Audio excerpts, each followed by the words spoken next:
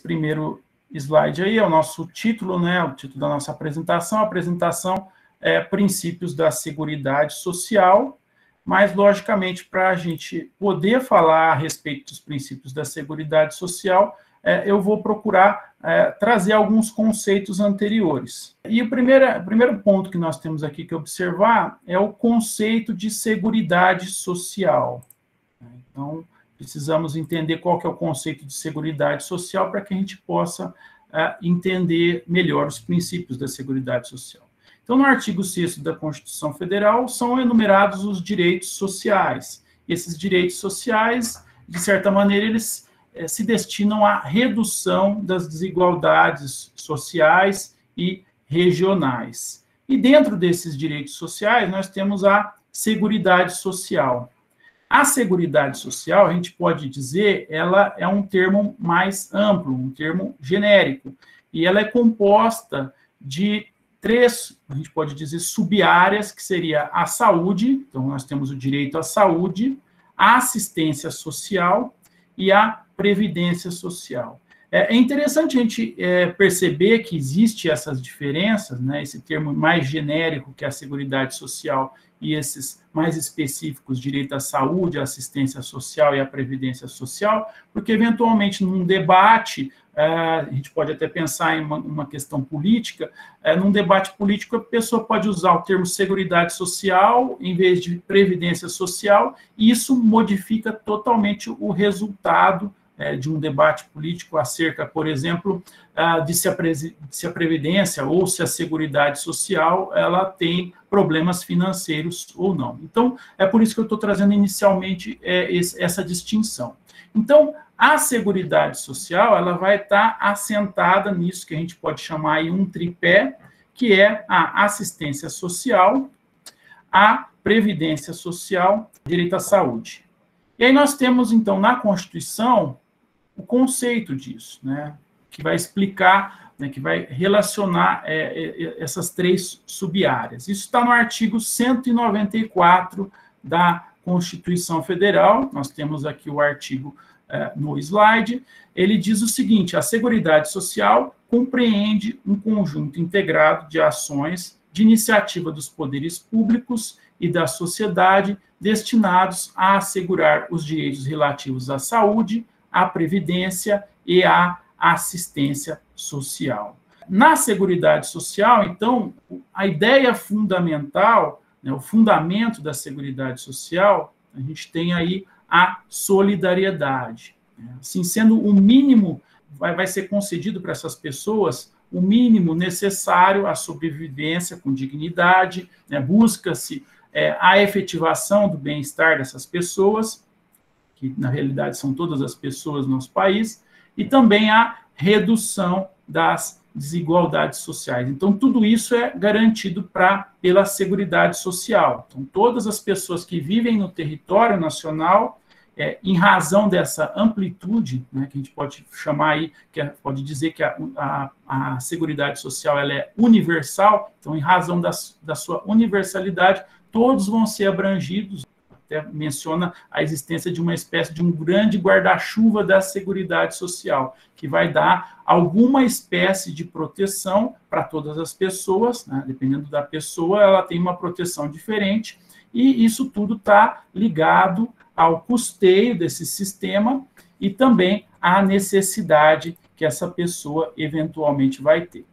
E aí a gente vai começar, então, a falar bem superficialmente a respeito dessas sub-áreas aí da Seguridade Social. A primeira delas é a Previdência Social. Então, a Previdência Social, de maneira geral, ela vai consistir na concessão de algum benefício previdenciário para uma determinada pessoa, né, caso ela tenha necessidade e ela preencha os requisitos desse benefício. Aqui, nesse caso, a gente chama essa pessoa de segurado. Então, a pessoa ela é segurada da Previdência Social. E para ser segurado da Previdência Social, o que é necessário? Não são todas as pessoas que são seguradas da Previdência Social. É necessário que essa pessoa contribua para o custeio do sistema. Então, sem a contribuição para o custeio do sistema, a pessoa ela não vai ser considerada segurada da Previdência Social. Então, essa proteção, ela pode ser, como eu mencionei, ela pode ser efetivada através do pagamento de benefícios, e aí, entre os benefícios, só para a gente mencionar, a gente pode pensar num auxílio-doença, numa aposentadoria por invalidez, numa aposentadoria, que agora a gente chama de aposentadoria comum, ou então até mesmo numa pensão por morte, ou naquele benefício que é bastante discutido, que é o auxílio-reclusão. Então, tudo isso está dentro da Previdência Social.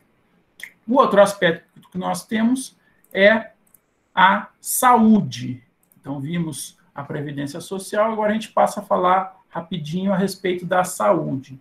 O direito à saúde, ele é garantido a todos, independentemente do pagamento de contribuição para o custeio. Ou seja, o SUS, o sistema do SUS, ele vai ser concedido a qualquer pessoa, não importa se a pessoa ela é rica, se a pessoa ela é pobre, se a pessoa ela é segurada da Previdência, que como eu mencionei, para ser segurada da Previdência, precisa contribuir para a Previdência, então a pessoa vai ter direito ao SUS, independentemente dela ser segurada ou não da Previdência. Então todo mundo vai ter direito à saúde. Até mesmo se a gente for pensar num estrangeiro, o estrangeiro pode entrar no país, necessitar de atendimento, ele vai até o SUS e ele vai ser atendido. Então, a saúde ela tem esse caráter universal. E isso está previsto aí no artigo 196 da nossa Constituição Federal. O artigo 196, que consta aí no nosso slide, ele vai dizer o seguinte: a saúde é direito de todos e dever do Estado, garantido mediante políticas sociais e econômicas que visem a redução do risco de doença e de outros agravos e ao acesso universal e igualitário às ações e serviços para a sua promoção, proteção e recuperação. Então, como eu disse, a saúde, ela dentro do sistema da Seguridade Social, não depende de contribuição. Todo mundo pode ter acesso à saúde. E até uma pessoa que eventualmente pague um plano de saúde, ela pode usar os serviços do SUS. O próximo ponto, então, já que terminamos aí a saúde, é a assistência social. Então, dentro da Seguridade Social, nós temos ainda a assistência social. A assistência social, ela vai ser um direito que vai conceder determinadas prestações, são prestações aí de assistência social àquela pessoa que necessitar. Mas é necessário, né, não é qualquer pessoa que vai receber essa prestação de assistência social, é necessário que ela venha a preencher requisitos legais, ou seja, a lei vai estabelecer quais são os requisitos necessários para que a pessoa receba uma prestação de assistência social, só que dentro desses requisitos não está a necessidade de contribuição, ou seja, uma pessoa não precisa contribuir para que venha a ter direito a alguma prestação da assistência social. Então, não é necessária contribuição para o custeio nesse caso. A gente pode pensar, aí para a gente ter alguns exemplos concretos, no benefício assistencial, que é o chamado LOAS, ou prestação continuada. A gente pode pensar no Bolsa Família e também agora, mais recentemente, no auxílio emergencial. São todas prestações de assistência social. Ainda existem prestações de assistência social relacionadas a secas no Nordeste, a enchentes no Sul. Então, esse é o sistema da assistência social, que não depende de contribuição e procura também mitigar aí as dificuldades de determinadas pessoas. Ainda para a gente encerrar esse tópico, vale mencionar aí que existe, dentro de todo esse sistema da Seguridade Social, a ideia de prestação. Então, quando a gente fala em prestação de Seguridade Social, a gente está pensando no que seria um gênero. E dentro desse gênero, a gente tem os benefícios e os serviços. Os benefícios e os serviços, eles são espécies. Então, os benefícios, eles são uma espécie que é paga em dinheiro. E os serviços, lógico, eles são determinados, são serviços. Então, na Seguridade Social, a gente tem prestação, que é o gênero, benefício, que é pago em dinheiro, e serviço, que é algum tipo aí de serviço prestado. Bom, então a gente termina aí a primeira etapa da nossa exposição. Agora nós vamos passar a analisar a distinção entre seguridade, seguro social e contrato de seguro. E essa distinção ela é bastante importante aqui para a gente compreender os princípios. Bom, o contrato de seguro, ele está situado no âmbito do direito civil. Ele existe a partir de um contrato. A gente pode pensar aí no que muita gente faz, que é um contrato de seguro de um veículo. Quando a gente pensa no contrato de seguro de veículo, a gente tem a ocorrência aí de um risco que vai configurar o sinistro, e a partir daí a gente tem um dano, e esse dano vai ser coberto pela seguradora, né? Vai ser paga uma indenização. Então, o direito à cobertura aí de um eventual contrato de seguro de automóvel, ele só vai existir se aquela pessoa tiver pagado um determinado valor para a seguradora, e esse valor ele é chamado prêmio. Então, quando eu penso num contrato de seguro, eu estou pensando numa relação jurídica em que é necessário haver o pagamento de algo para que haja essa contraprestação, que no caso aí seria uma indenização, caso ocorra aí o chamado sinistro. O risco, as pessoas elas vão definir. Então, as pessoas é que vão dizer qual que é o risco que elas querem que seja coberto pelo contrato de seguro. Se alguém já fez um contrato, algum tipo de contrato de seguro, a gente pode até pensar também no contrato de seguro de vida ou seguro-saúde, vai ter inúmeras cláusulas lá que vão falar quais são os riscos que são cobertos. Então, a definição disso é feita pela pessoa, a pessoa que vai também definir a extensão da indenização. Isso tudo é uma relação contratual. Vejam que esse contrato de seguro, ele é diferente do que a gente pode pensar aí, o seguro social ou a seguridade social. Então, num estágio que não é o estágio atual, a gente falava em seguro social. O seguro social, ele tem uma ideia próxima, bem mais próxima do contrato de seguro. Então, a gente tem a noção de risco, como existe no contrato de seguro, essa noção de risco, paga uma prestação, paga uma contribuição para que esse risco seja coberto. A diferença é que, no caso do seguro social, os riscos eles não eram livremente escolhidos pelas partes, ou seja, a lei define quais são os riscos que vão ser cobertos por um seguro social. Então, esse daí seria um estágio intermediário. A gente tem, de um lado, o contrato de seguro, um estágio intermediário, seguro social, e o que nos interessa aqui é a seguridade, né? A seguridade social. A seguridade social, ela é diversa disso que a gente viu aqui. Para a seguridade social, essa noção do direito civil, noção civilista de risco, ela não é adequada. Por quê? Porque o risco está sempre ligado à ideia de um dano, né, de um prejuízo, e esse prejuízo deve ser recomposto aí por uma indenização. Agora, no caso do seguro, da seguridade social, a gente não tem isso. A proteção, ela nem sempre vai se originar de um dano. Pode ser que determinada pessoa tenha necessidade de proteção, mas essa proteção não esteja relacionada com um dano.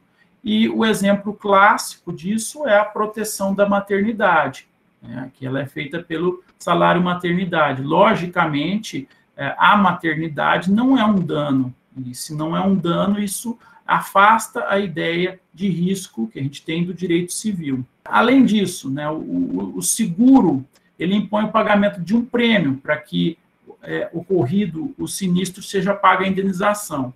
Quando a gente pensa na seguridade social como um todo, e não na previdência social, mas sim na seguridade social, como eu já expliquei, nem todos vão contribuir para o custeio. Então, há pessoas que não vão contribuir para esse custeio, mas que vão ter direito a algum tipo de proteção social. Essa proteção pode vir pela saúde, pode vir pela assistência social. Então, nesse ponto também a gente percebe que é diferente a seguridade social do seguro social ou mesmo do contrato de seguro. E aí, como é insatisfatória essa noção de risco para a Seguridade Social, a noção que é adotada nessa área do direito é a noção de contingência.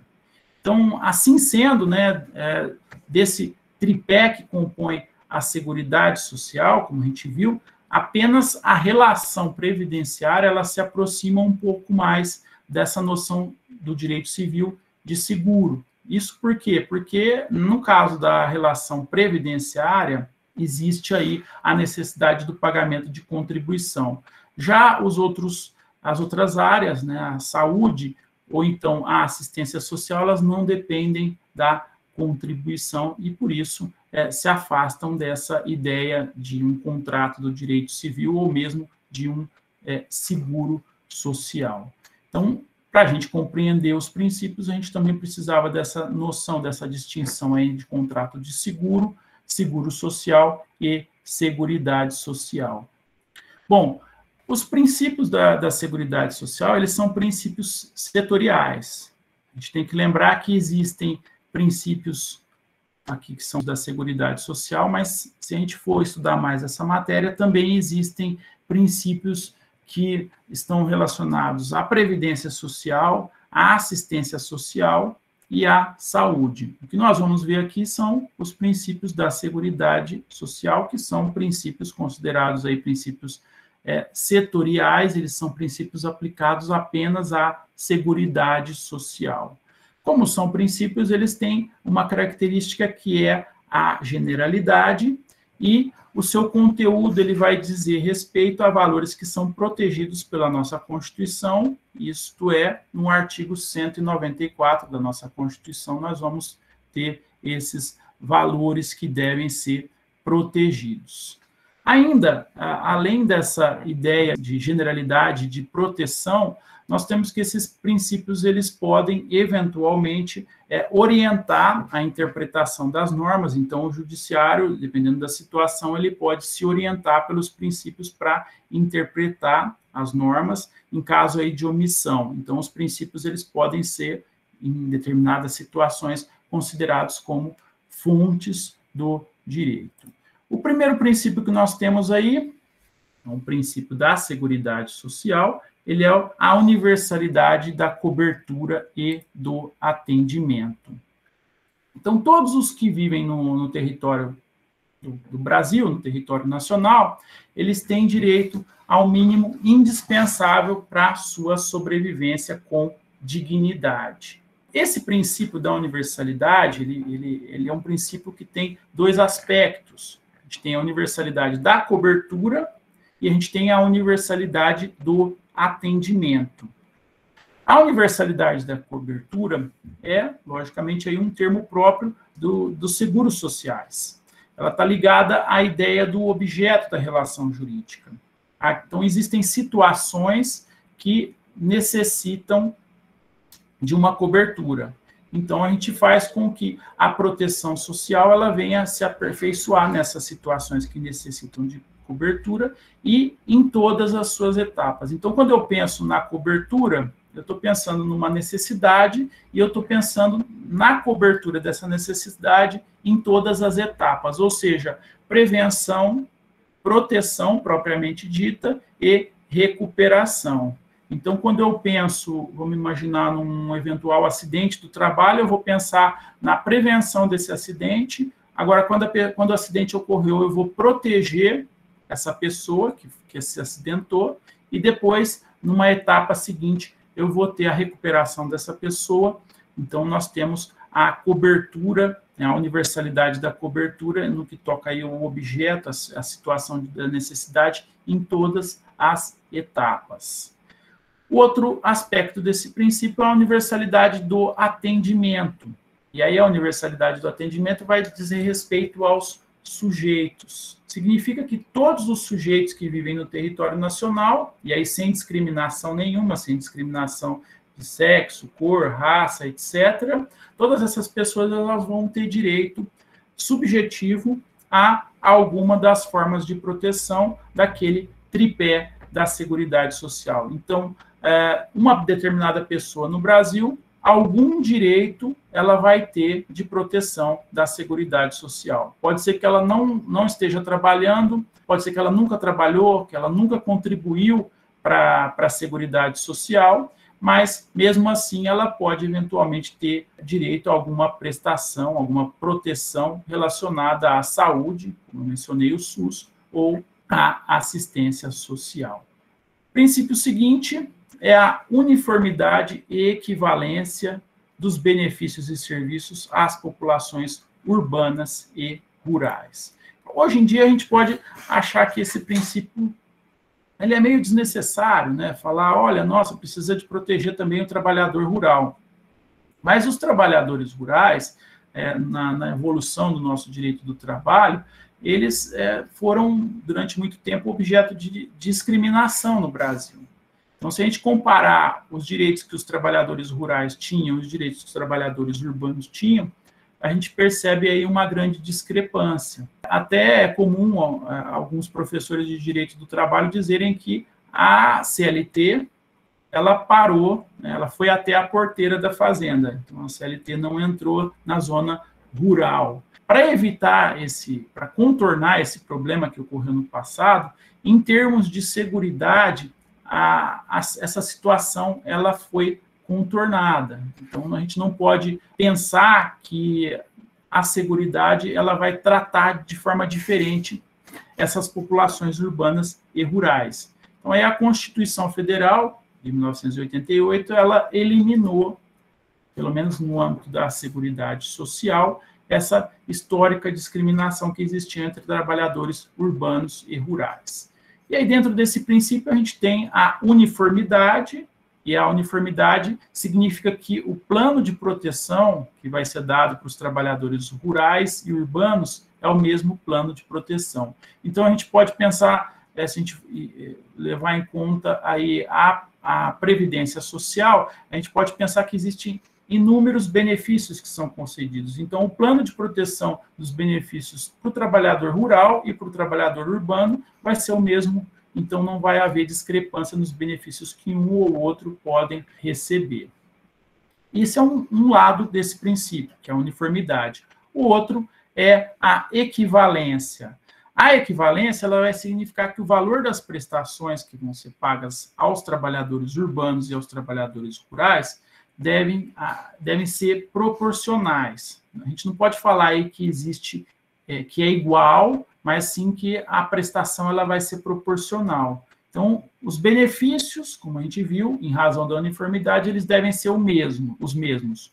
Mas o valor da renda desses benefícios, ele vai ser proporcional, ele vai ser equivalente. A gente não pode falar que ele é igual. E por quê? Porque a forma de cálculo do valor dos benefícios, ela é diferente se a gente for observar o custeio. Então, o custeio da Seguridade ele vai ser diferente para o trabalhador urbano e para o trabalhador rural. Como tem aí forma diferenciada de contribuição para o custeio, a gente vai ter uma equivalência, né, uma proporcionalidade, mas não necessariamente uma igualdade nos benefícios que são pagos a esses trabalhadores.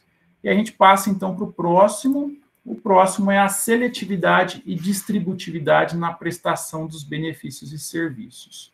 Esse princípio ele está mais relacionado com o momento de elaboração da lei. Então, ele está mais voltado para o legislador. Logicamente que, em determinada situação, se a gente tem alguma omissão, o juiz pode utilizar esse princípio como fonte de interpretação em um determinado julgado.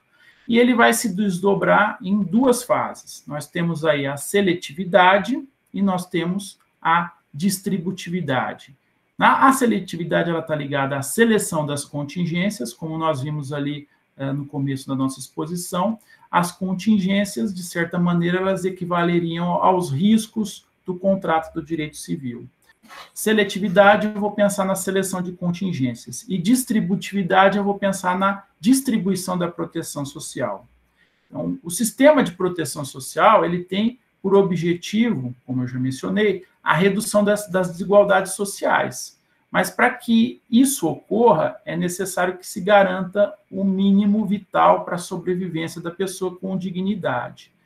A seletividade, então, ela vai significar que o legislador ele vai buscar selecionar aquelas contingências que vão ser geradoras das necessidades que a Seguridade deve cobrir. Então, é interessante a gente pensar, né? Pode ser que exista alguma contingência que seja geradora de necessidade que não esteja coberta, mas isso é uma opção política.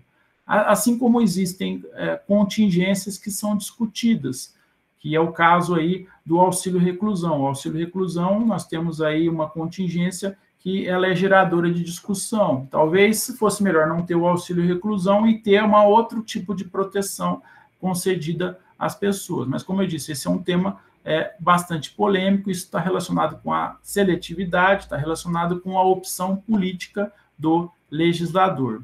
E aí, nesse caminho, a gente tem que considerar a prestação que vai garantir maior proteção social, né, um maior bem-estar. E aí, como eu disse, isso é uma opção política. A seletividade, a seleção das situações aí que são geradoras de necessidade, isso é, com certeza, uma opção política.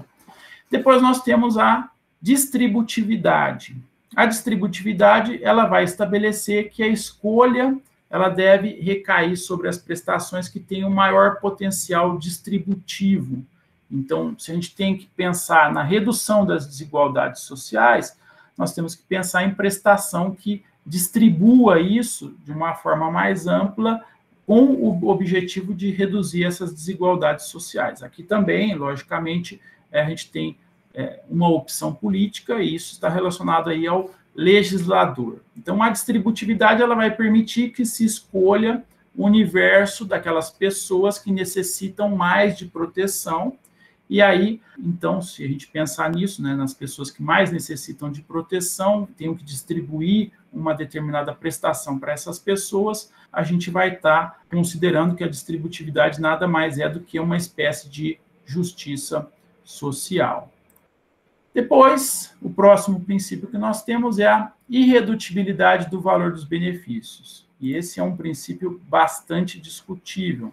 Os benefícios, né, as prestações pecuniárias, elas não podem ter o valor inicial reduzido. Então, quando a pessoa começa a receber um benefício previdenciário, esse benefício previdenciário ele tem um valor inicial. E aí, o que a Constituição está dizendo é que essa renda mensal, que vai ser uma renda mensal inicial, ela não pode ser reduzida. E isso por quê? Porque se a gente reduzir essa renda, que a pessoa inicialmente começou a receber, ela não vai ter o mínimo necessário para a sobrevivência dela com dignidade. Como a gente sabe, no Brasil, a inflação ela sempre foi um problema. A inflação aí é um fantasma que sempre assombrou a nossa economia nacional. Ora, em determinados momentos, isso foi pior, em outros momentos melhorou, né? Então isso vai variando bastante. Se a gente pensar na década de 80, realmente a situação foi bastante complicada. E aí, a nossa Constituição ela é de 1988, ela está muito próxima dessa realidade aí da década de 80, e então a Constituição ela se voltou para esse problema da inflação, e na parte final dela, que é chamado Ato das Disposições Constitucionais Transitórias, isso é abreviado como ADCT, foi feita aí uma previsão de revisão geral dos benefícios. Isso está no artigo 58. E esse artigo 58 ele vai dizer o seguinte: os benefícios de prestação continuada, né, o benefício de prestação continuada é um benefício que tem um pagamento mês a mês. Então, os benefícios de prestação continuada mantidos pela Previdência Social na data da promulgação da Constituição terão seus valores revistos a fim de que seja restabelecido o poder aquisitivo expresso em número de salários mínimos que tinham na data de sua concessão, obedecendo-se a esse critério de atualização até a implantação do plano de custeio e benefícios referidos no artigo seguinte. Então, o que acontecia? A pessoa, por exemplo, ela se aposentava em 1980. E aí, de 1980 até 1988, o benefício dela perdeu o valor. Então, vamos imaginar que em 1980 ela recebia 5 salários mínimos. Aí, em 1988, o benefício dela passou a ser 3 salários mínimos. A Constituição falou o quê? Que esse benefício ele deveria voltar ao valor de 5 salários mínimos. É isso que está nesse artigo 58 do ADCT. Só que vejam, esse artigo 58, ele vai valer para os benefícios concedidos antes da Constituição até, né, a data da promulgação da Constituição. Ele não vai se aplicar, e aí existiu uma grande discussão na Justiça, se esse artigo 58 ele também se aplicava aos benefícios concedidos depois da Constituição, mas antes da vigência da legislação previdenciária, que é a Lei 8.213 de 91, discutia-se se seria aplicável esse artigo 58 a esses benefícios concedidos nesse meio tempo. Né? Aliás, tem um nome aí para esses benefícios concedidos nesse período, esse seria o período do buraco negro, eles chamam. Só que, conforme foi evoluindo a nossa jurisprudência, os tribunais acabaram entendendo que essa revisão ela só é válida para os benefícios concedidos até a data da Constituição, e aí a gente tem essa súmula que consta aí do material, a súmula 687 do STF, que ela vai falar o seguinte: a revisão de que trata o artigo 58 do ADCT não se aplica aos benefícios previdenciários concedidos após a promulgação da Constituição de 1988. Então vejam que a gente, até esse momento, a gente está pensando na manutenção do valor do benefício, mas o valor originário, o valor que a pessoa começou a receber. E foi por isso que surgiu esse artigo 58 da ADCT. E depois desse período, a revisão desse benefício ela não é mais a manutenção dos salários mínimos. Então, é muito comum a gente ver, né, até na televisão, um aposentado aparece e fala assim: eu recebia 5 salários e hoje eu estou recebendo 3 salários. Isso é possível. Por quê? Porque essa regra do artigo 58, ela durou durante um determinado período. Depois desse período, aí a gente não tem mais a manutenção dessa regra. Aí a gente vai pensar nesse princípio da irredutibilidade do benefício, mas isso vai estar atrelado ao artigo 201, parágrafo 4º da Constituição, que vai falar o seguinte: é assegurado o reajustamento dos benefícios para preservar-lhes em caráter permanente o valor real, conforme critérios definidos em lei. Em princípio, pela redação da Constituição, o que aconteceria? Deveria haver a manutenção do valor real dos benefícios, ou seja, se eu comprei, vamos pensar em uma coisa banal, se eu comprei 10 frangos com o meu salário, eu tinha que continuar comprando 10 frangos com o meu salário. Isso seria uma ideia de manutenção do valor real desse benefício.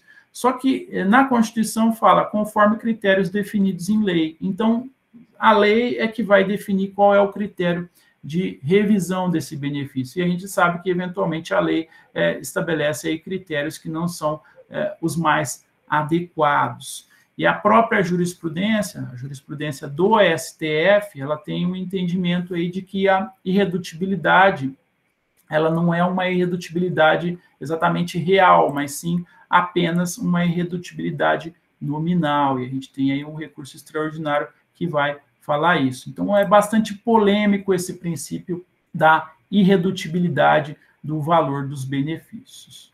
Seguindo, nós temos aí a equidade na forma de participação no custeio. Então, aí agora a gente vai pensar no custeio do sistema da Seguridade Social. Existia aí uma equidade, e isso está relacionado com o quê? Com a atividade que é exercida pelo sujeito passivo, isto é, pela aquela pessoa que vai custear o sistema. Então, dependendo da atividade, isso vai variar, né? E também da capacidade econômico-financeira. Então, quanto maior a probabilidade de uma atividade que é exercida por uma empresa gerar uma contingência de cobertura, tanto maior vai ser a necessidade que ela tem de realizar uma contribuição. Então, vamos imaginar o seguinte: se eu tenho uma empresa siderúrgica, essa empresa siderúrgica ela vai gerar mais contingências do que um escritório de contabilidade. Então, uma empresa siderúrgica vai ter acidentes ali, ela vai gerar mais problema. Então, ela, na hora de participar do custeio, ela tem que fazer isso de maneira diferente. Assim como a gente pode pensar num banco, né? Um banco, ele arrecada muito, e aí, como ele arrecada bastante, como ele tem bastante lucro, ele tem aí uma capacidade econômica financeira maior. Aliás, em relação aos bancos, até tem a previsão deles pagarem mais, e essa previsão já foi discutida, se existiria a constitucionalidade dessa previsão, e o que foi decidido foi que sim, que ela é constitucional, então os bancos eles acabam contribuindo mais para o custeio do sistema da Seguridade Social do que outras empresas. Depois desse princípio, nós temos a diversidade da base de financiamento. Então, vejam aí mais um princípio que está relacionado com o financiamento de todo esse sistema, né? Como eu mencionei, desse guarda-chuva de proteção social da pessoa. A diversidade, ela vai falar que é responsabilidade de toda a comunidade o financiamento desse sistema, e isso está previsto aí na forma do artigo 195 da Constituição Federal. Nesse artigo 195, nós temos aí de onde vêm os recursos da Seguridade Social. Então, a gente tem esse princípio, ele está relacionado também com a ideia aí de solidariedade, e ele vai impor que todos os segmentos da nossa sociedade, então a gente pode pensar aí no poder público, nas empresas, nos trabalhadores, todo mundo vai contribuir, logicamente, na medida das suas possibilidades, para o sistema da Seguridade Social. Então, a proteção social, ela vai ser um encargo de todos, por quê? Porque se a gente tiver desigualdades, essas desigualdades elas vão acabar incomodando todas as pessoas, a sociedade aí como um todo. E no artigo 195, nós temos aí, então, que o orçamento da Seguridade Social, ele vai ser constituído aí de aportes de recursos orçamentários que vão vir da União, então a União paga, os estados, o Distrito Federal, os municípios, então todos eles contribuem para a Seguridade Social.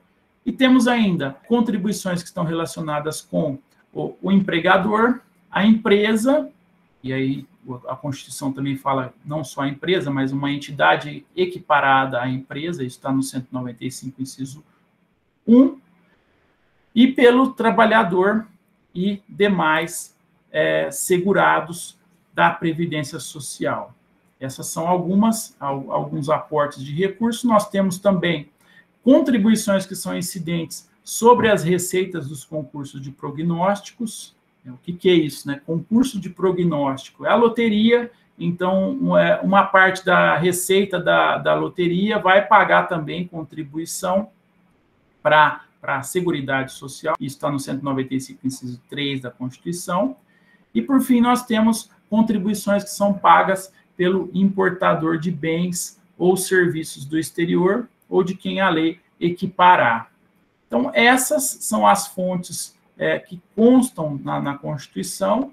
A Constituição ainda estabelece que é possível que a gente tenha outras fontes, então, dependendo se eu precisar da expansão da Seguridade Social, eu posso criar outras fontes. Mas, para criar outras fontes, eu tenho que observar o que consta no artigo 195, parágrafo 4º, que vai remeter a um outro artigo da Constituição, que é o 154, inciso 1.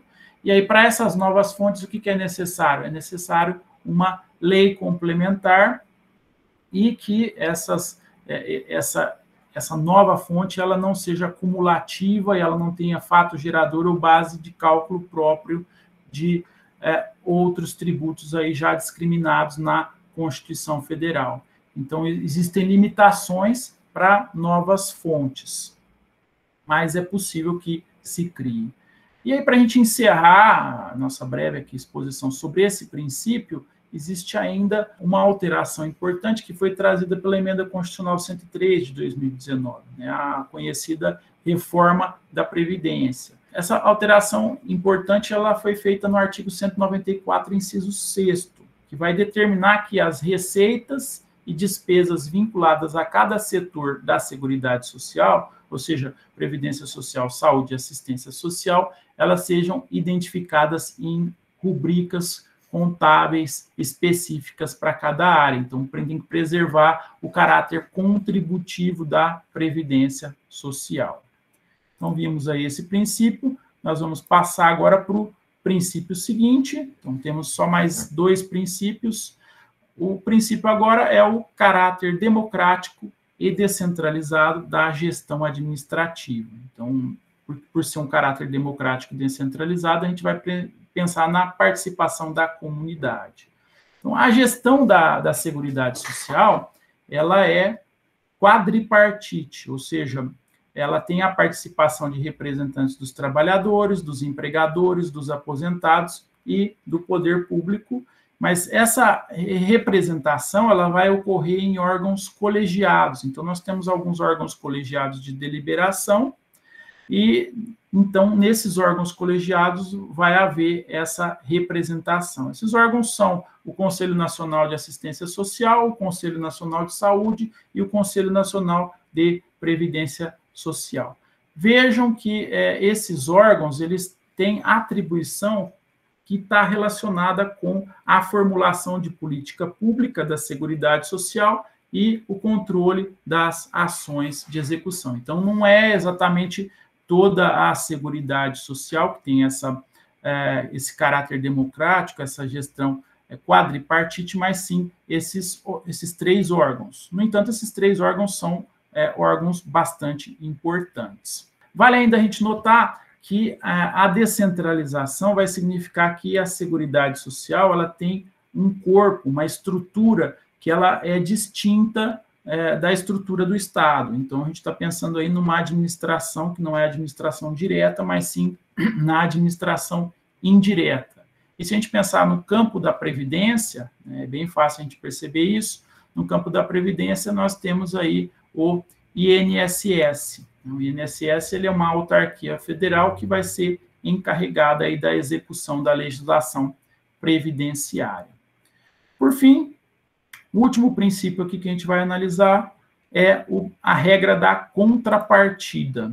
A regra da contrapartida ela não consta aí expressamente como um princípio, mas ela é apresentada pelo artigo 195, parágrafo 5º da Constituição, e vai dizer o seguinte: nenhum benefício ou serviço da Seguridade Social poderá ser criado, majorado ou estendido sem a correspondente fonte de custeio total. Vejam, a ideia é a seguinte: para que eu tenha a ampliação do meu sistema previdenciário, do meu sistema de Seguridade Social, para que eu conceda mais benefícios para as pessoas ou prestações, eu preciso de ter mais dinheiro. É uma coisa bem óbvia, né? Se eu não tenho como aumentar uma prestação, se eu não tenho uma fonte de custeio dessa prestação. Então, é isso que prevê essa regra da contrapartida. Sempre que houver um aumento da minha prestação, eu tenho que ter um aumento do meu custeio. E isso, lógico, está relacionado com a manutenção do equilíbrio financeiro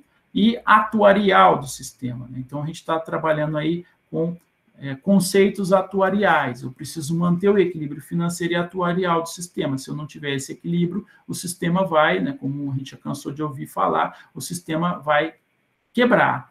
Então, no caso de criação, instituição, majoração ou extensão de benefício e serviço, a gente tem que ter verbas previstas no orçamento para que haja essa modificação, essa ampliação. Ainda a gente tem uma disposição específica no artigo 201. O artigo 201 também trabalha com esse conceito da regra da contrapartida, que vai dizer o seguinte: a Previdência Social será organizada sob a forma de regime geral, de caráter contributivo e de filiação obrigatória, observados critérios que preservem o equilíbrio atuarial. Então, sempre observando esse equilíbrio. Então, esses são os princípios da Seguridade Social.